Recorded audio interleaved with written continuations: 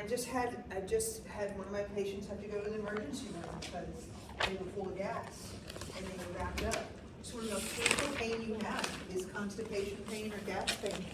Little babies get it and they just scream. That's what colicky pain is usually gas pain. They will scream like you were cutting their head off with a butter knife because it hurts. So, your GI tract starts from your mouth, ends at your anus. It's one large tube, and a whole lot of things happen in the middle. What we eat is our fuel.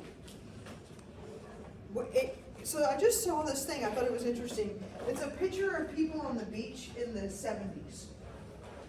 And the interesting thing that was said was, there was literally no one overweight in the whole picture in the 70s. Everybody on the beach was in a relatively healthy weight. And they said, our food industry is killing us slowly. And I don't think they're wrong, because what happened after the 70s is, they started putting more and more crap in our foods to maintain shelf life. I don't think it's helped us. So let's start talking about it.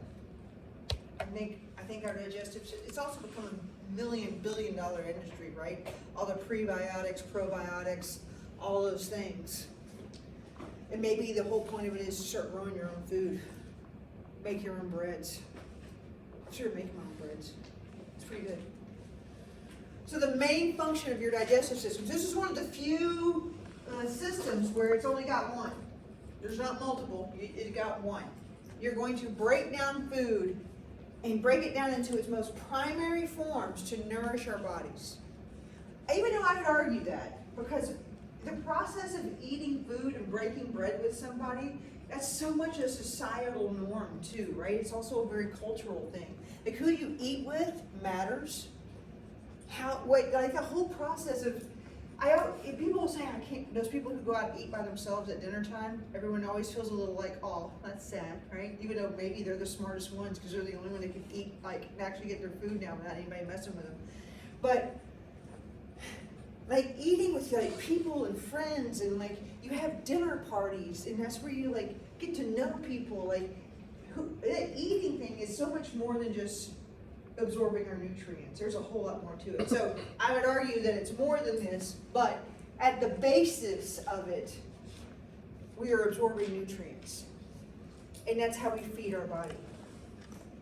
I would also argue that it's also changed how we are in our, but before we were stationary as humans, when we were hunter-gatherers, I would argue we were probably healthier.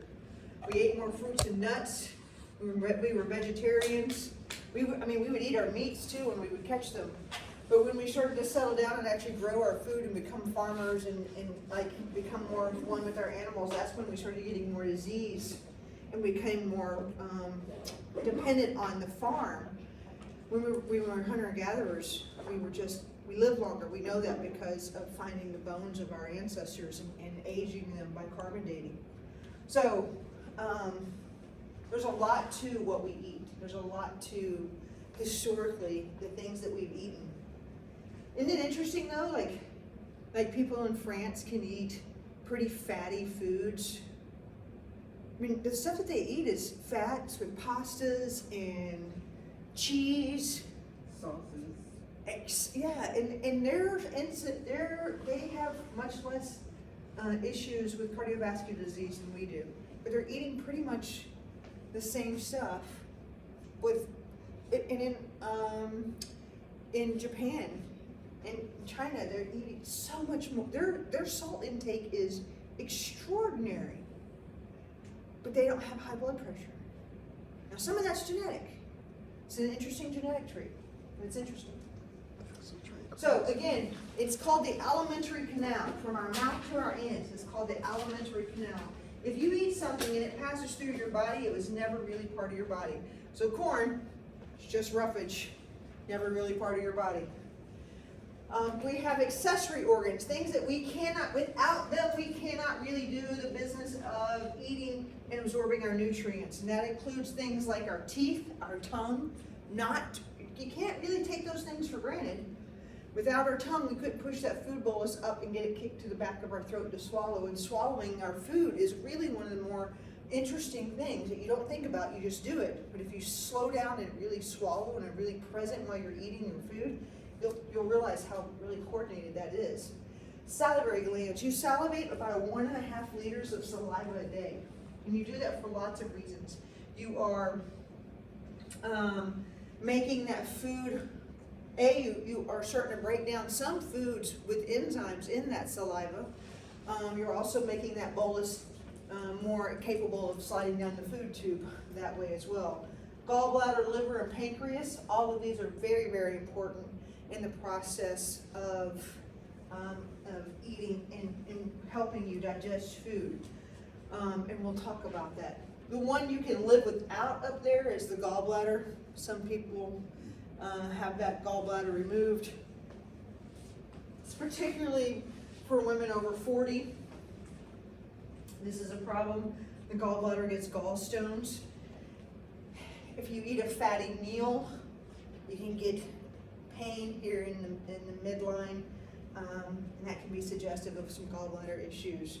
And you can live without it. It changes that what you can eat. We'll talk about that as we get going into the systems. So digestive processes. There's multiple different ways of digestion. You have mechanical digestion. And mechanical digestion starts in your mouth. Chewing is mechanical digestion. When you put food in your mouth and you start chewing it, and you should chew your food pretty well. That actually makes the process really much easier as it goes down. If you just take a couple of chews and then push it down the food tube, you're not going to get all the nutrients out of it that you need to. So if you take your time and chew your food, that's actually much better for you. You're going to get all the nutrients out of the food that you need to. So chewing the food in your mouth is part of mechanical digestion.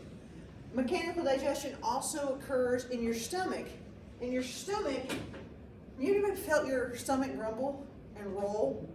It's doing that because it has 3 different layers of muscle. That's the only place in the whole alimentary canal that you have 3 different layers of muscle. It actually churns and kind of moves around. It's very active.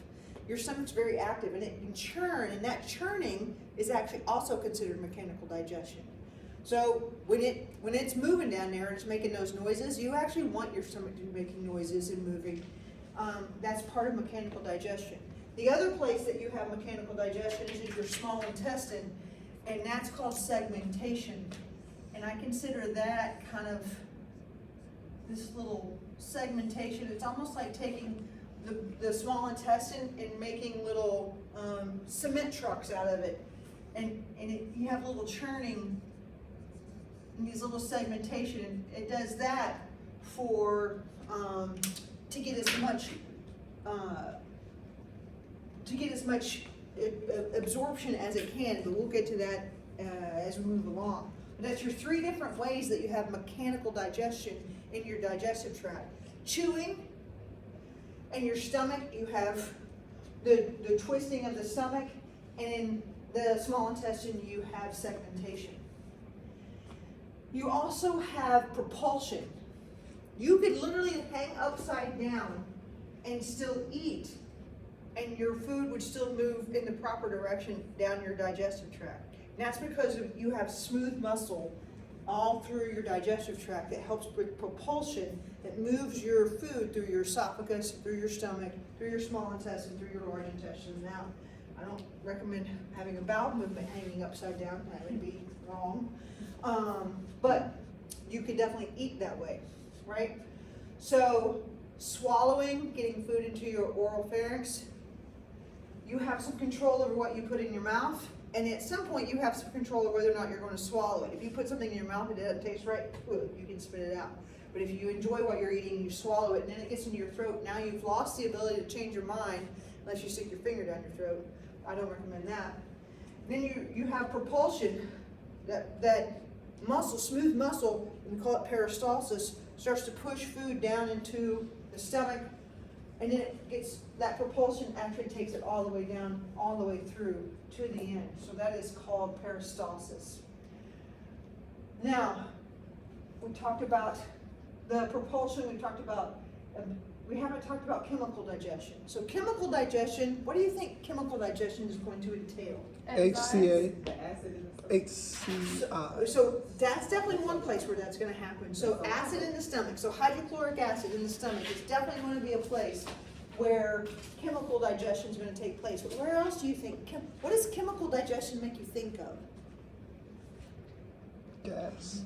Huh? So the chemical is breaking down, helping breaking the food down. So enzymes. So not just hydrochloric acid. Hydrochloric acid is really just a part of their proteins. That's really just a protein breaker. But we have other enzymes that are gonna break up. What other things do we eat besides proteins? Carbs. Carbs, starches, glucose. Like we have all different other kinds of things that we eat, right? So we have particular enzymes that cleave particular things. We have to get them down to their monomers. You have to get them down to their base processes so they can easily absorb across in our small intestine so we can use them, right? So chemical digestion starts in our mouth. And because we have an amylase in our mouth that will help start breaking down starches. Then in our stomach, for sure there's chemical digestion. And then in our small intestine, there's chemical digestion, but that stops in our large intestine. We don't have chemical digestion in our large intestine. In our large intestine, we're switching gears, because now all we have left is waste. Absorption. Absorption happens primarily in the small intestine. The small intestine is where we're taking over our nutrients. That's where everything that we have eaten, we've broken it down. We've got it into its smallest.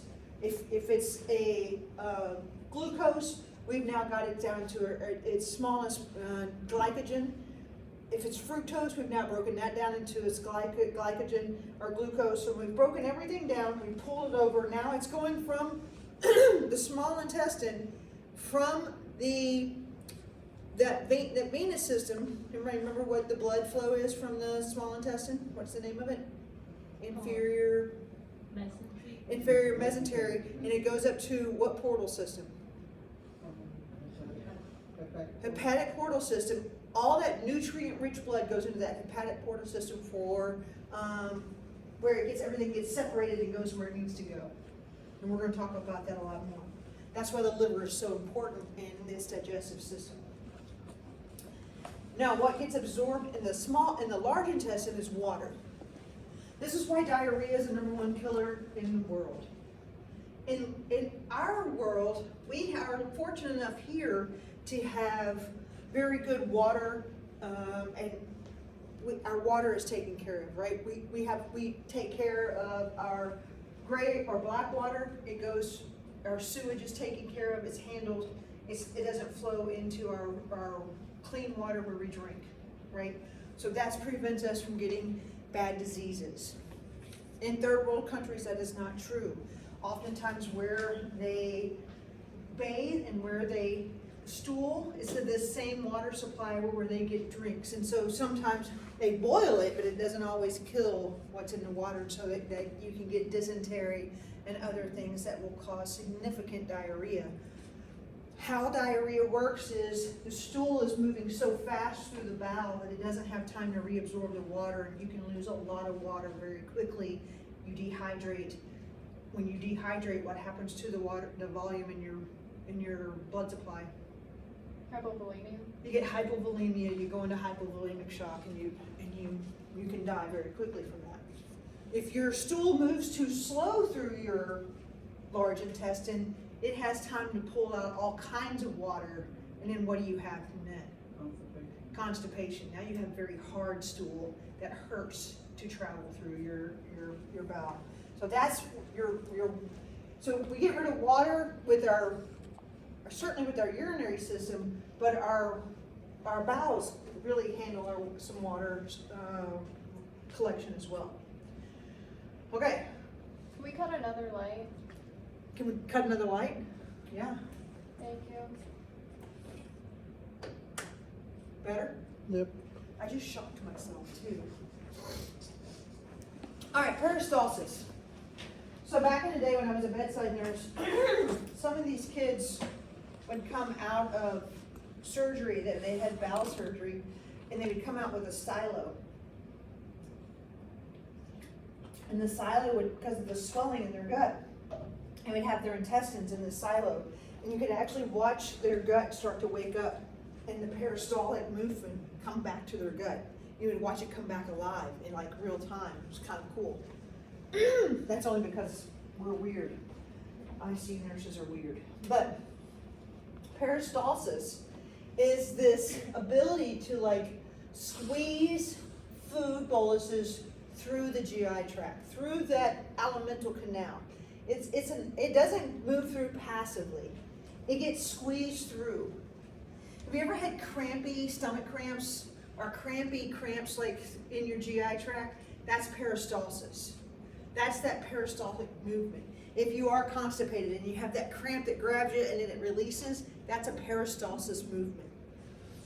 So that's a contraction and relaxation of those muscle layers as it's trying to move things through. It's either moving it before it gets to the stomach, and the reason why everything moves through is because you have to let things move through in a coordinated manner, because it takes time to break things down and it takes time to absorb things. And so if you overwhelm everything, things aren't going to get absorbed, things aren't going to get broken down, and you're going to miss all of the nutrients that you need to get. And so when you overeat and it feels like you stay full for hours, you do, because the stomach only allows a certain amount of food to leave at a little bit at a time, so that it can start absorbing when it gets out of the stomach into the small intestine and the duodenum. And your stomach gets really distended, and there's so much blood in your GI tract, that's why you get tired. It's not because of the turkey that you ate at Thanksgiving, thank you. It's not because of that, it's because you've actually overeaten and you have so much blood in your GI tract, yeah. Can fluid cause cramps too as it's going down the... Say it again. Can fluid cause cramping as it goes down the... Too much fluid? Yeah. Depends on what kind of fluid. Because I remember when I used to run track, if I drank too much water, it was If it was cold, yeah. cold water can cause cramping. Yeah. Cold water can cause cramping through your GI tract. If you're really hot, and you're think about this, so you're really hot and your vessels are wide open, and then you drink something really cold, you just cause vasoconstriction. Oh, that makes sense. Okay. Yeah, and then you're just causing it to go cramp down, so that's why. That makes sense. Okay, I sneezed really often. And Did you sneeze fart? No, I didn't. I But was gonna say it happens to the my best. stomach cramped up. Yeah. And it's almost kept me doubled over for a second, and then I could finally feel the release. In your side? No, in my stomach. It feels like it's in my stomach. From sneezing really hard. Real hard. I'm almost guaranteeing it was a gas bubble. You probably should have sneezed harder. So I owe That's what you should have done. I'll remember that. So when you have that pain in a wave-like motion, it's peristalsis. That's normal. Any of you ever had any anesthesia? You ever had anything done where you've been given anesthesia? Anesthesia totally quiets this movement, which is why you can't have anything to eat or drink. If you're not moving things down, it's going to come out. So if your peristalsis is moved, anesthesia quiets this process. And so if you drink something and you've just had anesthesia, it's going to come right back out. So that's why you can't have anything to eat or drink when you're about to have anesthesia, because this peristaltic action is going to be anesthetized and it's not going to work. Yeah. What, without anesthesia, what causes, could somebody shit out their mouth? Can. So what Absolutely. causes, what causes that? So if you're that constipated, if you have a bowel obstruction, that is a bowel obstruction is a medical emergency. If you have a bowel obstruction, you have not passed stool for literally days and days, eventually it will back up and come out of it will back all the way up through your system and come out of your mouth. That's the only place it has to go. I have seen that happen. Also, you're talking about somebody, if your bowel perfs, it can kill you. Because all of that stool is now gonna get into your abdominal cavity, and it's all that bacteria that, most of the bacteria in your gut is your friend until you get into an infected space. Then it's very deadly, and it's very hard to treat. And if you have that much stool backed up that it's actually coming out of your mouth, you're in a bad way. You're probably septic, things are probably, if your gut hasn't moved in that long, your gut's probably like out to here. You're in a very, very bad way. Okay, mechanical digestion. Mastication, that's a new word for you. You gotta know it. It's one of my favorites. Mastication means you're chewing. It's a big word for chewing. I love big words. It's one of the reasons I read all the time. Your mom was right. You should chew your food thoroughly. Take your time and chew. Also, so another reason we have saliva is also it really brings out the flavors in your food. Unless you cook really white and you only cook with salt and pepper. So I made that joke twice today. It's been funny both times. But anywho's, the more flavors in your food, the more saliva you have. I mean, have you ever watched? So those people who do TV commercials are on point. If they make your mouth water by something that you're more likely to go buy it, if it really gets your attention and makes your mouth water, right? That's the whole point of what they're selling. So, the more you salivate, the better the smell is. It's a whole thing, right? You're going to enjoy it better. So the more saliva you have in your mouth, the more you chew it, the more you appreciate the taste of it. So breaks food into smaller fragments and mixes it with saliva, makes it easier to swallow. Mechanical churning of food in the stomach is the other mechanical digestion. If you don't eat too fast, that process works pretty good. Can you eat too fast and cause an upset stomach? Yep. Absolutely. Absolutely. Once that food hits the stomach and you have that food and hydrochloric acid mix, it's now called chyme. C-H-Y-M-E, chyme.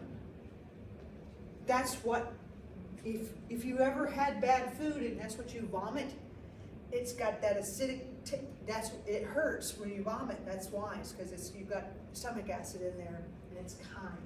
C-H-Y-M-E. People who are bulimic, who choose to vomit after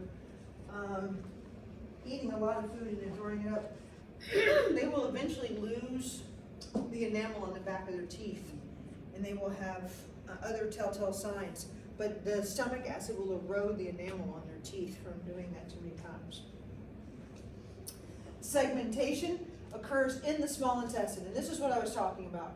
So the whole point of what's going on in the intestine is to absorb the nutrients. So in the small intestine, it's all about increasing surface area, increasing absorption.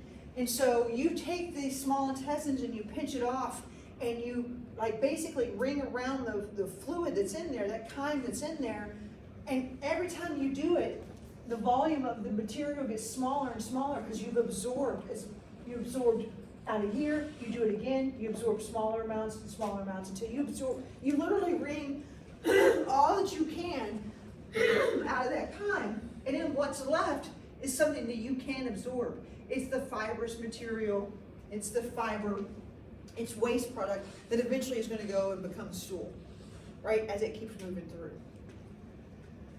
So segmentation is mixing of the food with digestive juices. Now this is digestive juices in the small intestine. This is where all your other enzymes come in. That's going to break down all the other things that you're going to eat, not just the protein. Chemical digestion definitely starts in the mouth. Definitely need to know that. Breaks down food and molecules into their base chemical building blocks. So proteins are going to break down into their amino acids. There's peptide bonds in proteins, right? So they're going to be cleaved into their peptide bonds. And proteins, if you remember from AMP1 or your chemistry classes, to make a protein, you have basically a, when you make food, you have a those things? Huh? Amino acids, A what? amino acids, No, you know, but when you're making a bread, you have, a recipe. recipe, Spread? thank you, Oh, damn. golly. So you have a recipe, for every protein, you have to have a recipe, you have to have all of the proteins that you need for that recipe. If you don't have all of them, you won't be able to make that protein. So that's what happens in the chemical digestion. So you break them down into all of their specific proteins, and we actually end up using a lot of our own proteins for that, because in our alimental canal, in our stomach, that hydrochloric acid, even though we're gonna talk about this when we get to the stomach, even though there's a lot of mucus that protects our stomach lining sheds and redoes a lot. We're actually using a lot of our own proteins over and over again because of those cells turnover, because we kind of eat a lot of our own stomach. If you do that too much, what is that called when you have a stomach? Ulcer. Yeah. Sometimes medications can cause that, or you don't make enough mucus and you have an overabundance of hydrochloric acid. But enzymes, though, are very potent, and they have to be, if they run amok, you can have problems with that. But all of this is completed. Chemical digestion is completed in the small intestine. There's 3 different areas of the small intestine, duodenum, ileum, and jejunum. The duodenum and ileum is primarily most of that absorption is going to happen. By the time you get to the jejunum, the ileum, by the time you get to the ileocecal valve, which is where you're starting to empty into the large intestine, most of your absorption is happening. Now you have just waste products left.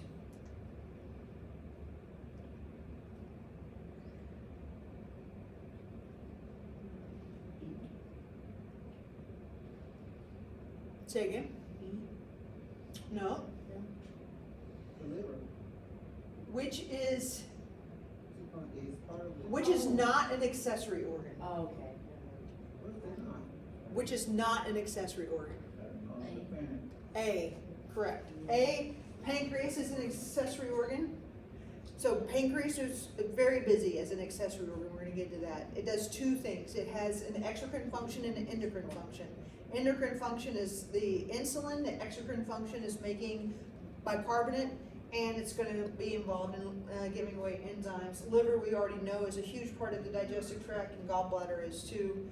The only thing on here that's not an accessory to the digestive tract is the pharynx, because the pharynx is part of the Mechanical. aura to the anus. It's part of the alimental canal. That's a funky question. They worded that really weird. Yeah. I think that, right, but it's important. It's part of the gastrointestinal tract. The GI tract rather than an accessory digestive organ. It's important to learn how to read test questions. This class is one of your easier classes. As you go forward, the questioning gets more and more difficult. I know this because I've lived it. I have argued, and I don't, actually some of my classes are like, you can't argue questions, you just have to deal with it. And I would look at the question and like, that's dumb. And I would be right, but I would still be wrong. So that's just life. So it's really important to be able to like look at questions, take your time reading them. And then sometimes I would, after I'd go back, a question I was wrong, I realized I read it too fast, or I realized it was actually me that was wrong. I read it wrong. This is definitely one that you could read wrong. But it's also, like, sometimes you can get, like, look at the answers and go, one of these is not like the other, right? This one was definitely a giveaway in that. Like, these are all clearly part of accessories, this one wasn't. So then if you were confused about that, you could go back and look at the question and kind of get it right that way. All right, layers of the alimental canal. This is really important. This will come up in the lab, but you're going to need to know everything about this slide. The inner part of the lining of the alimental canal is called the mucosa. Why do you think it's called the mucosa? That's where the mucus is. There's going to be a lot of mucus all the way from the top to the bottom. Mucus is going to, the mucosal layer is lined from the top to the bottom with mucus because there's a lot of friction involved. It needs protection from the acids. With what we eat, it's got to protect it for that fluid bolus and that chyme. So it's called the mucosal layer for a reason. So this mucosal layer has an epithelium, has a lamina propria, has a mucosal muscularis mucosa layer. So on the outside of that mucosal layer is the submucosa. So I don't want you to get confused with it, because submucosa makes you think under it. It's actually on the outside of it. The submucosa is on the outside of it. The mucosa is where the lumen is. The submucosa is on the outside of it. This is what carries your blood supply and your nerve endings.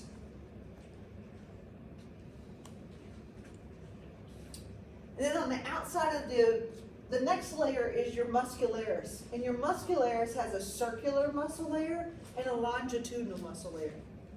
So the longitudinal muscle layer, that's where you get your propulsion. That's where you're getting your peristaltic action. Your longitudinal provides the forward motion. The circular muscle layer, this is where we're going to get sphincters from. Doorways. Sphincters are what helps control the amount of chyme as it moves through the GI tract. You have a sphincter at the end of your esophagus before it goes through into your stomach. It's called the lower esophageal sphincter. If that becomes incompetent, you get something called heartburn, GERD. Y'all heard of that? What is that? Gastrointestinal Gastrointestinal reflux disease, yeah. Okay. So it's when your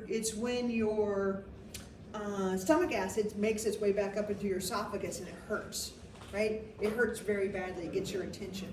Is GERD like more chronic than like general acid reflux, or is that not like a thing?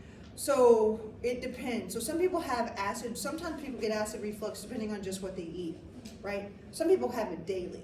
People who have it daily, that is definitely GERD. People who have it based on just what they eat. Most of the time it's weight dependent. Like if you lose weight, most of the time the GERD goes away.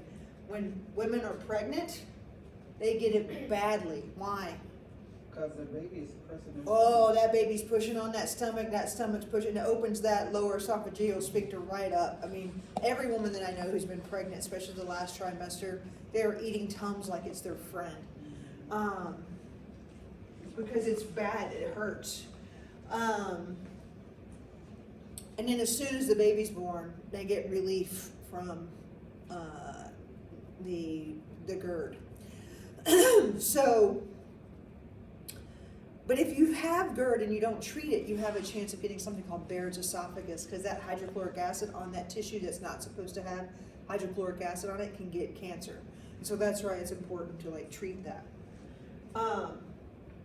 And so that sphincter is supposed to be closed, and then it lets food in when it's time to let food in. So if you're eating too fast and it feels like you got food in your throat, it feels like you got food stuck in your throat, it's probably time to slow down, right? Like you got to slow down because you really do have food stuck in your throat. Or if you've been working out, you probably need to give yourself enough time between eating and working out, and you feel it come halfway up your throat, it's definitely halfway up your throat. Because when you're working out, your stomach is low on your priority list. You've taken all the blood out of your GI tract and you put it somewhere else. And if there's food in your GI tract, it's going to come out if you're really working out that hard. I've done that to myself actually a couple times, eating lunch too late and then gone done hot yoga. It's been very close. If you lay down after you eat, is it like that food that pushes like that open and causes that kind of? If you lay down flat, yeah. If you lay down flat, you're working to get some gravity there. It also just depends if you have an incompetent LES or not, lower esophageal sphincter. So we'll talk about that some more. And then on the outside, you have this serosa layer. And that serosa layer is where you have connective tissue and epithelium, and that's the outside of that alimentary canal. You have the mesentery. The mesentery holds all of this in place. mesentery is basically like an apron. If you, when they doctors open up the abdomen, there's a mesentery layer that lays over all of the abdominal organs.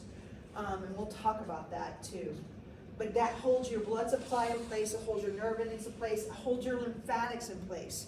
The whole idea that your GI system has a lot of your immune system in it is not wrong. It's actually right. There's that idea that if you have chronic stomach problems that can impact your mental health, that's actually true too. So what you eat really, again, really matters. So blood supply, we've talked about this before, we're gonna talk about it again. There's a big blood supply to your GI tract. But again, this is easily thwarted if you get into fight or flight, or you work out, or you go swimming after you've eaten a big meal. So this is another place where your mom wasn't wrong. When she said you can't go swimming right after you eat, like you know how kids are like, they're at a birthday party, they all eat the cake and the hot dogs, and they all want to go right to the pool after doing that. But the mom's smart, so they don't want to clean up puke out of the pool. So they said, no, you gotta wait 30 minutes, even though 30 minutes is probably not long enough, but whatever, it like works out. So this celiac trunk, you have this hepatic artery there, you have the splenic artery, you have the short gastric artery, you have all of these little guys right here are feeding everything in that GI space there. You have the inferior mesenteric artery, the superior mesenteric artery. So you have a whole lot of, there's a large amount of blood supply in your GI tract. A GI bleed is very bad. You know you have a GI bleed because you'll be stooling blood. If you're stooling bright red blood in large quantities, go very fast to the very closest or call 911. That's very bad. You get 2 large bore IVs and you very in a quick, fast, in a hurry way. Because this blood supply will, I mean, you got, where is that hooking right back into? What is that vessel right there? What is that? The aorta. That's your abdominal aorta. Does it clamp down? It doesn't. So, and you can lose a lot of blood really fast from a GI bleed. You can actually die from it. So, they take those very seriously. So that's all your blood supply. However, again, it will shunt away during fight or flight. So, every trauma that ever comes into, I think, did I tell you guys this? Every trauma that comes into ICUs, they're gonna puke on you. And you just hope it's not someplace that you just liked going. Like, I've definitely been puked on by Sonny's, and because you can smell it. Sonny's food smells like Sonny's food, even if they've just been in their stomach for like 30 minutes. Really irritated me, but I did go to Sonny's like later that week.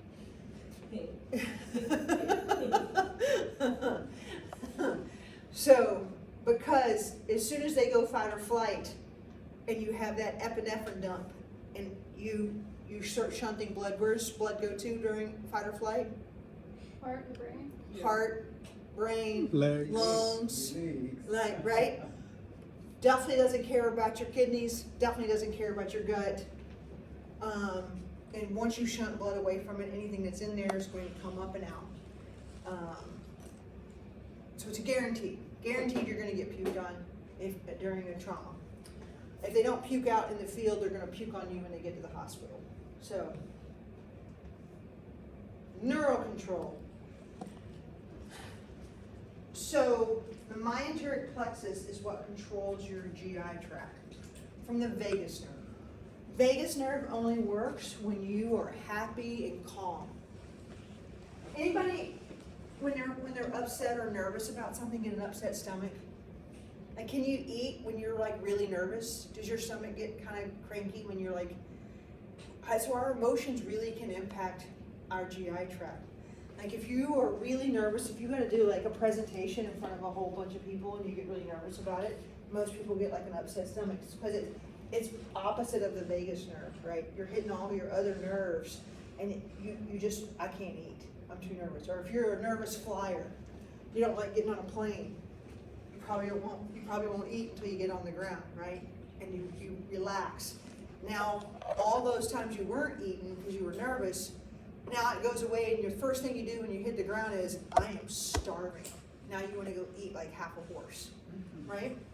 So the vagus nerve is controlling that, and your peristaltic action is also controlled by that. So while it might be quiet while you're nervous, the moment you hit the ground and those nerve supplies is turned off and the peristaltic action kicks in, now you're super hungry, and you start feeling it. It works during heartbreak too. Huh? It works during heartbreak too.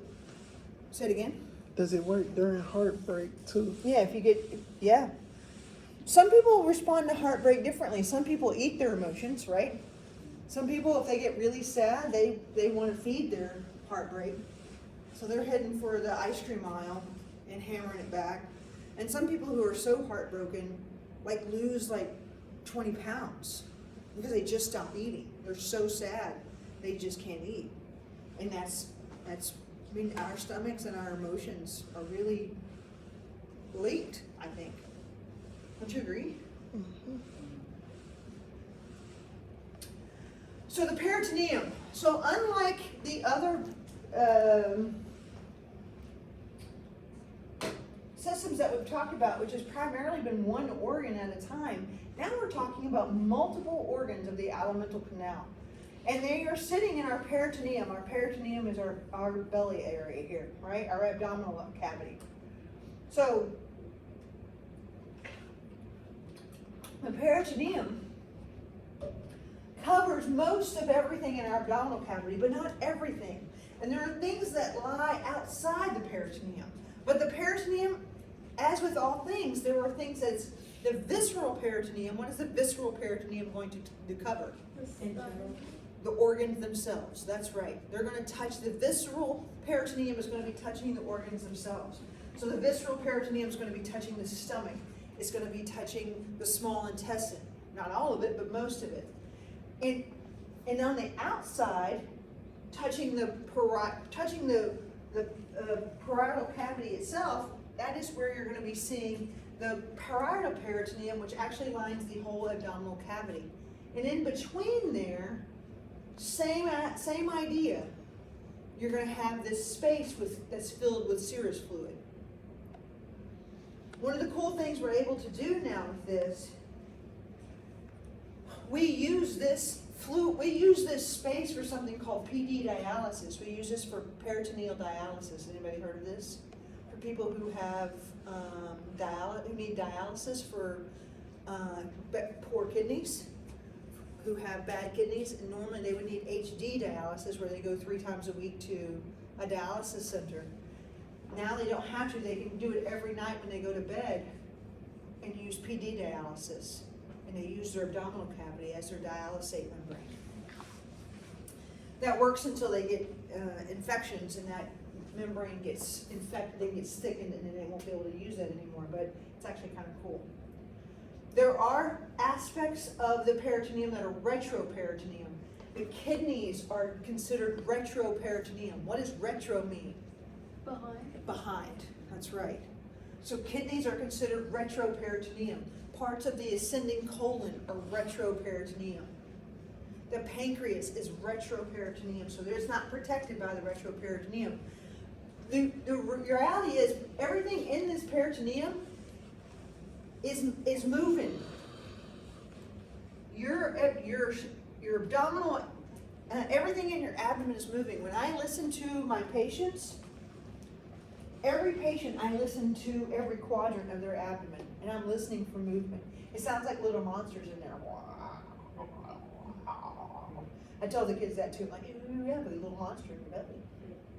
They think it's funny.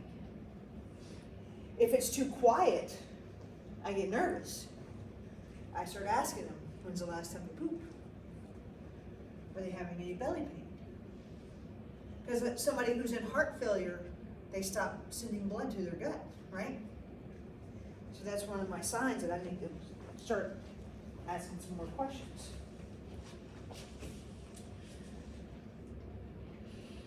This is mesentery. I told you it looked like a little apron. It's kind of amazing. looks just like a fatty little apron there, right? But you can see all the amazing blood supply to it. You can see the arterial blood supply to it. You can see the venous blood supply to it. And you can even see some of the lymphatics in there. And that is on every piece of, that's large intestine there. And it'll be wrapped around the small intestine too. It helps hold everything in place. It helps keeping from all that mobility and motion of the small and large intestine. It helps keeping them from like getting twisted around each other. If the bowel twists around itself, that is very bad. Very bad. That is a surgical abdomen, and you have to get to the hospital very quick. So all this is mesentery here.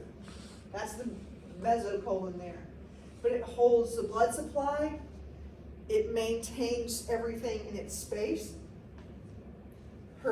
Holds the blood vessels, the lymphatics, and attaches the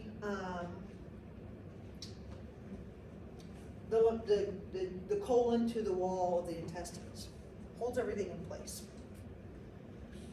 Everything's got to be just as is. And it's interesting when they do surgery, when they literally just pull everything out. You'd think they'd be gentle with it. They're not. You just throw it over and like man, be kind. The mouth. So, we've talked about some of this already a lot. So the lips, tongue, palate, gums, and teeth. So, the lips, why do you think the lips are so sensitive? This is probably something you don't think about. The nerve endings and Protects you from putting too hot or too cold substances in your mouth and damaging your oral space, right? Because what does everybody do before you test your coffee? Put it on your lips first, right? So you don't burn your mouth. Love it. And then teeth. Teeth are so important. We talked about this. I was talking about the elderly. Why their nutrition suffers as they get older. Some of them lose their teeth because we don't have really good dental care for elderly as they get older. Then when you stop losing your teeth, you stop being able to eat things like proteins, right? We talked about this. You stop eating proteins, you lose your immune system, and then you get sick. But we have so much data to correlate oral health with cardiac health.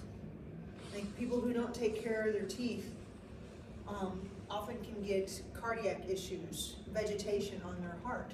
Yeah. one of my coworkers just died from, she had an abscess or some sort of infection, and they said it drained down her throat to her heart or whatever, and she died from that. Yeah. How old was she? In her 30s. Holy smokes. Yeah. What's the abscess? So abscess is an infection. And your teeth are a great place for an infection because it's in your mouth, it's wet, it's dark. Bacteria is just there's a ton of bacteria in your mouth already. And once one gets, and so you swallow it already, it gets in your bloodstream, it goes right to your heart. Your mouth to your heart is just, so yeah, you get endocarditis. So that's what that is, and it can cause a vegetation. Once and you can get a vegetation that breaks off, it can go to your coronaries, it can go to your brain. And Vegetation, what do you mean? the vegetation, What is that? I'll show you. On the valves. That's why it's really important to brush your teeth twice a day.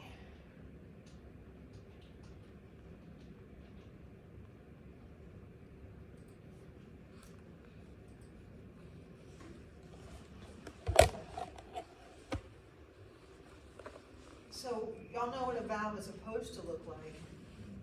That can happen from, this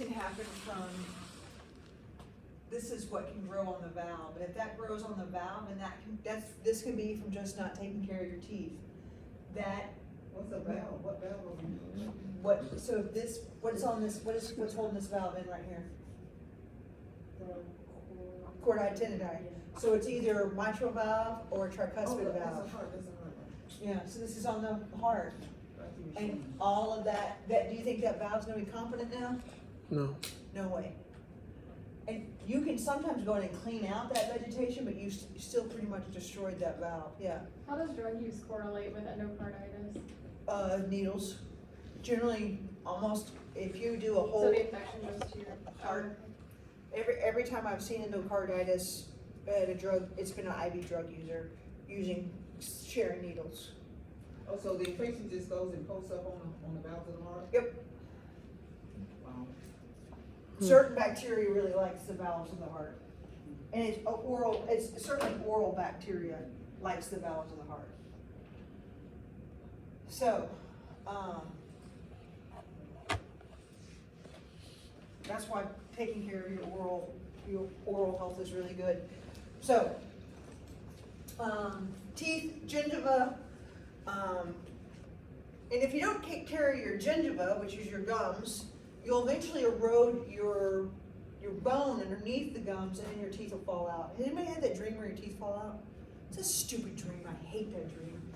The uvula is here in the back of your throat. We know about this palatine tonsils right there.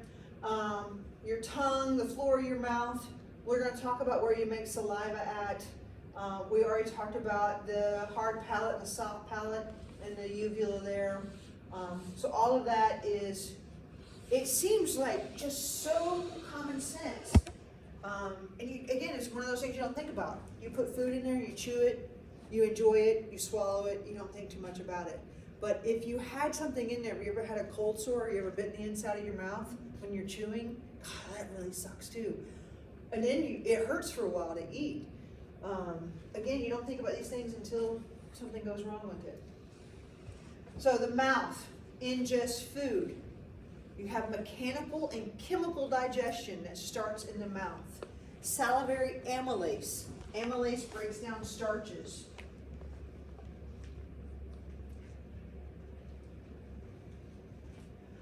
You are responsible for swallowing your food. There is a point in time where it is up to you whether you can decide to swallow it or not.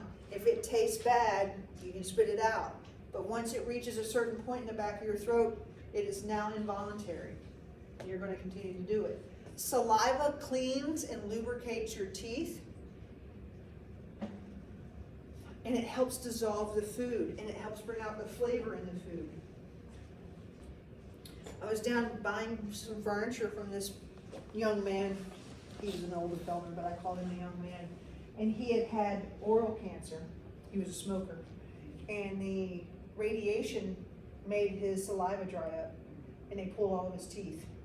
Because if he didn't, they were going to fall out anyway. So he told me this story.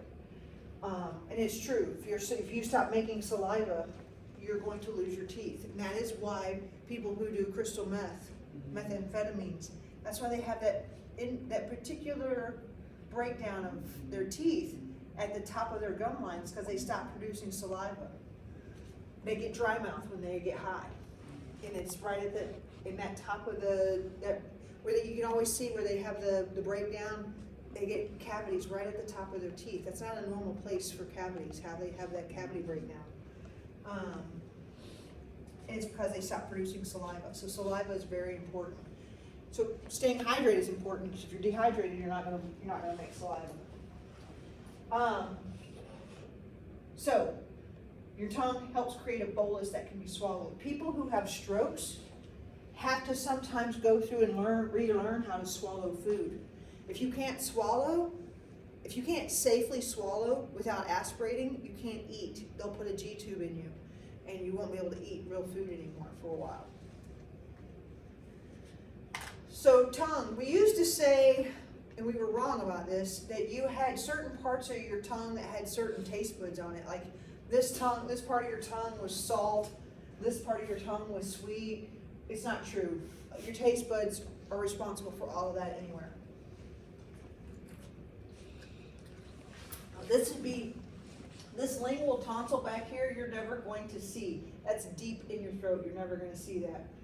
This is the terminal sulcus, the circumvallate papilla there. This is part of the tongue that you'll see, right about here. All this other stuff you'll never be able to see. So the villiform, fungiform, and circumvallate, that's where you're really gonna see, your, ability to have, taste buds. And that is something that you will see in lab too. The taste buds go pretty deep. You have to have saliva in there to actually have the taste buds. We all taste foods differently. That's been something else that we've come to learn. People taste, it's based on genetics. So we all might have the same, we could all sit down and been given like 3 different things, and we might all taste it differently. And we have no way of, there's no way to discern that, like how I taste it versus how you taste it. It's interesting, right? Because smell and taste are really correlated for us. And we all smell things differently. We all have about the same number of smell receptors, but we all smell things differently too. So that I think is why culturally we like different foods. We like some cultures like very spicy foods versus some cultures don't like very spicy foods, right? And I think it all is genetic at the end of the day. Structure of a tooth. So that part there, I just had mine ramrodded out and put some fake stuff there in the middle. That was a root canal. But this top up here is enamel. That's the part you should be brushing very carefully twice a day. The next part down here is the dentin. That's in between the gingiva. The dentin, actually the enamel is between, the dentin is between the enamel and your root down here. This is where your nerve endings are. If you've ever had a bad tooth or a cavity that gets down here to your nerve ending, you'll know it. It'll light you up like a 4th of July firecracker. And so the root runs all the way down into they actually have it over there. It's actually, they have all of the nerve endings, your facial nerve endings over there. So it gets down into your bone. So there's that pulp cavity and then the roots down here. The gingiva is the gum line, and you have the bone that holds everything in place. Salivary glands. So you have these parotid salivary glands that are right behind your ear. Your parotid salivary glands, and you're going to need to know this, I'm going to tell you something, you need to write it down. Your parotid salivary glands are notable because they are prone to an infection that we all should be getting vaccinated for. It's called the MMR vaccine. Anybody know what MMR stands for? Measles, mumps, rubella. Measles, mumps, and rubella. There is one particular part of those, the mumps, that really likes the parotid salivary gland.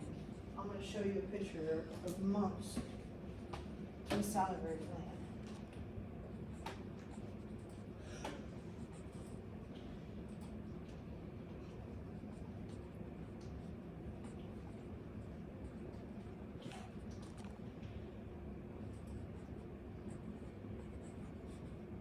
Yep, there we go.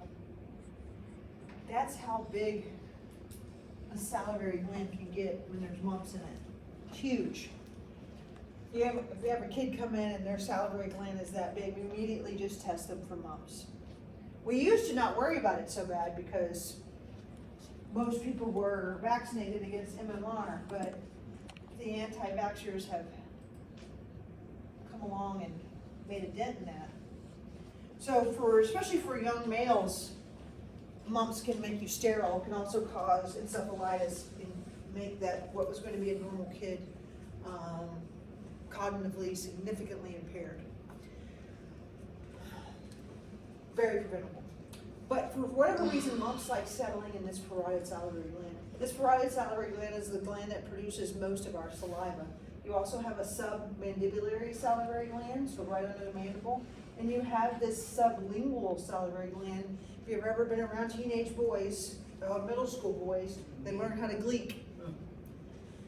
Like lift their tongue up and spit from underneath their tongue. That is a very middle school boy thing to do, but that's how they do it because of that sublingual salivary gland right there. like a little lava lizard. Learn how to do that. But those are your 3 salivary glands. If you have parasympathetic stimulation, you will make saliva. If your sympathetic nervous system is stimulated and you're very nervous or scared or you're in fight or flight, your mouth goes completely dry. You stop making saliva. You ever notice that?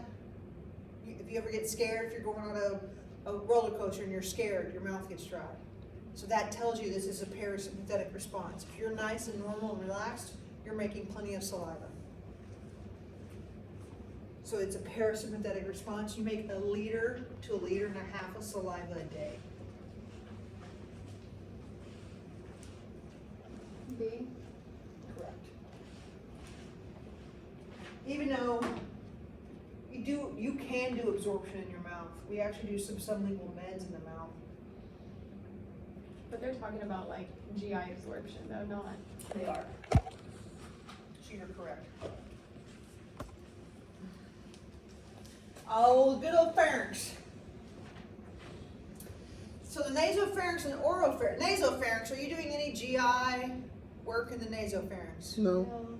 Not unless you're 4 and you've shoved some spaghetti up your nose. I always think it's cool when those kids took that spaghetti up their nose and then they're able to like pull it through. It's gross, but whatever. But yeah, so nasopharynx should be out of the whole GI equation.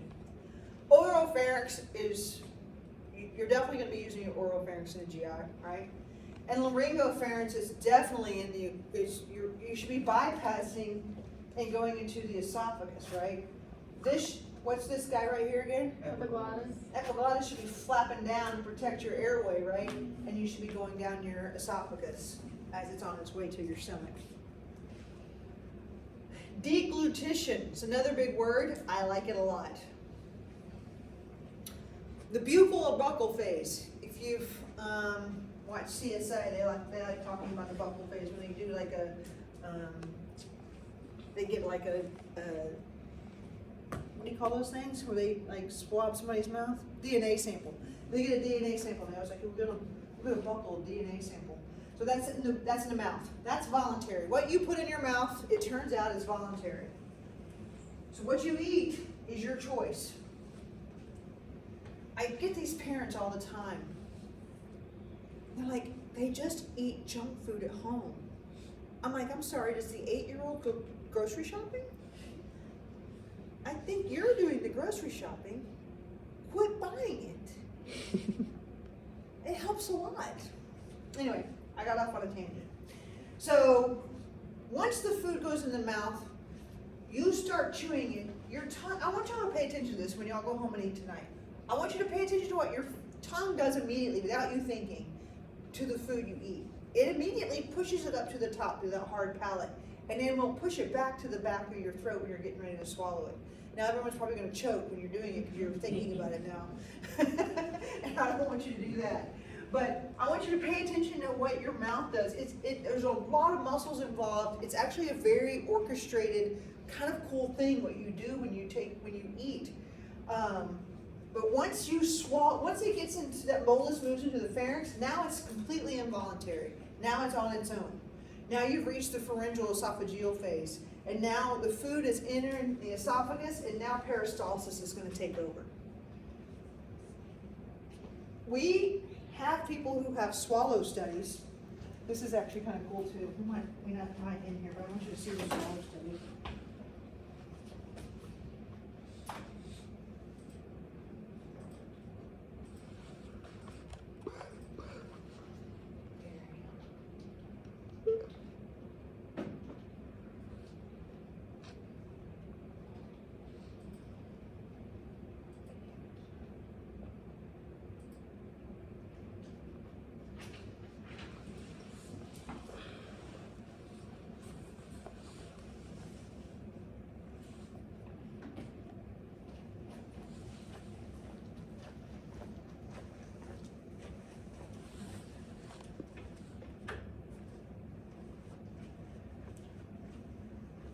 So you see it, you see him chewing it,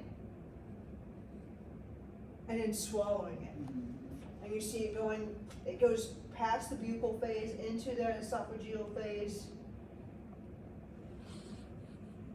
And then it goes down the esophagus. What they're looking for is to make sure that none of it gets through and goes here into their airway. It's kind of cool, isn't it? It almost gets caught and slides past the epiglottis like this. Yeah, you can see that. You can see it right here, it kind of hangs. Yeah. It narrows, there's some narrowing there. Yes.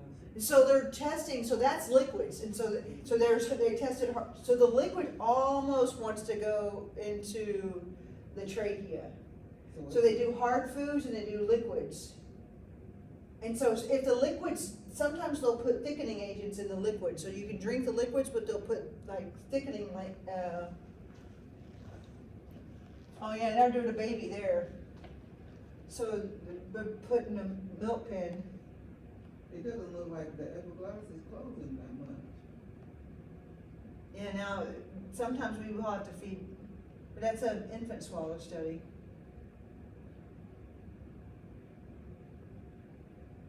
So this is a tracheal esophageal fistula. Look, it goes into the lungs. So there's a fistula in between the trachea and the esophagus, and that food went into the lungs. Do you think that's a good idea? No.